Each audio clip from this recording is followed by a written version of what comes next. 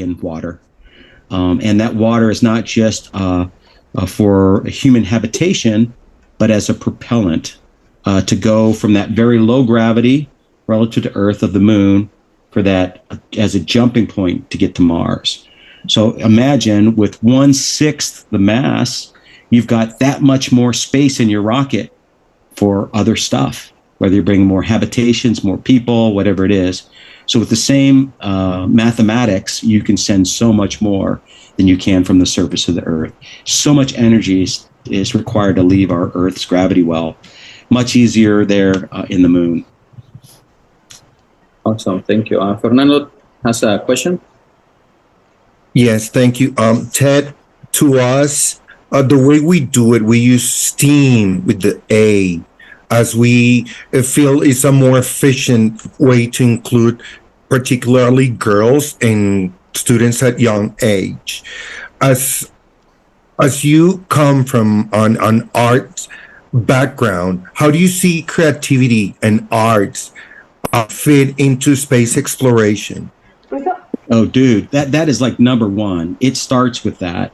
And in fact, when we look at STEAM, I've changed those letters around. I've rearranged them. I took the S for science and I put it at the end. I can spell teams if I do that. And if we're looking at some of the biggest problems we have on our planet, we got to come together as teams. Maybe you're an amazing engineer, and over here, I've got an amazing scientist. And over here, I've got someone that's really about communications. We can come together and look at the problem different ways, but we got to come together as teams instead of, so STEAM, I love the arts. And of course, fundamentally, if we think about design and human-centric design, I had to be an artist to think about how we might think about something like this. Our students, if we open this up, will need to think about what they might want to do.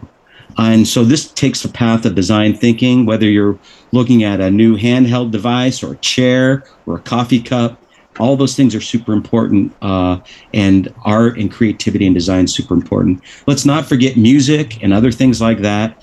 When the artificial intelligence is here in the next couple decades and it's doing all the stuff that's boring, what are we left with? We get to make great food. We get to dance and sing. We get to, eat amazing, we don't need to be belabored. And so I think that's the promise.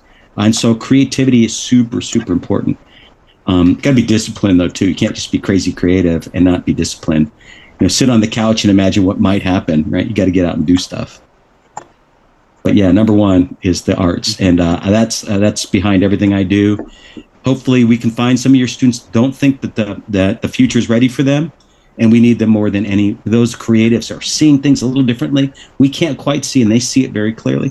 That's where the answer is.